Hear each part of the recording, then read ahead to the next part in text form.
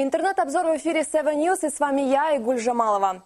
Миллионы людей по всей планете напряженно вглядываются в свои мониторы. Разработчики Apple наконец официально презентовали сразу два устройства – iPhone 6 и iPhone 6 Plus, которые в первую очередь различаются размером дисплея. Особых изменений нет, традиционно писали критики в соцсетях и микроблогах. Мол, разве что округлились углы и сам аппарат стал тоньше. Кстати, слухи о наличии сапфирового стекла не подтвердились. Весьма полезные пользователи сочли возможность осуществлять мобильные платежи.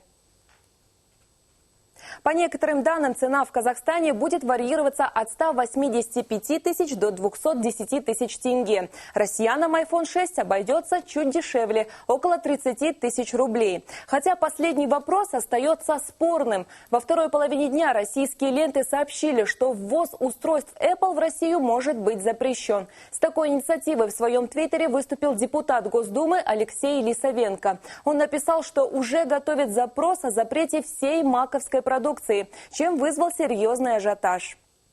Люди посоветовали депутату обратиться к врачу и заняться более насущными проблемами. Кстати, в Минкомсвязи идею Лисовенко не поддержали. Глава министерства сообщил, что Россия не будет препятствовать свободной продаже айфонов. Тем временем сеть заполонили забавные картинки и мемы о новом мобильном устройстве.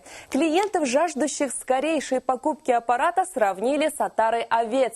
Выяснилось, что кто-то готов променять машину на телефон. Не упустили возможности подшутить и над различиями в размерах дисплеев. Мол, в следующем году 7-й iPhone станет еще длиннее. Подобный ажиотаж вокруг презентации новой линейки смартфонов наблюдается каждый год. Конкуренты подшучивают и язвят, а клиенты дежурят у магазинов и занимают огромные очереди, чтобы в числе первых приобрести iPhone 6. Вот такая картина наблюдается сегодня в Казнете. Арстан? Спасибо, Айгуль. В другое время были совсем другие ценности.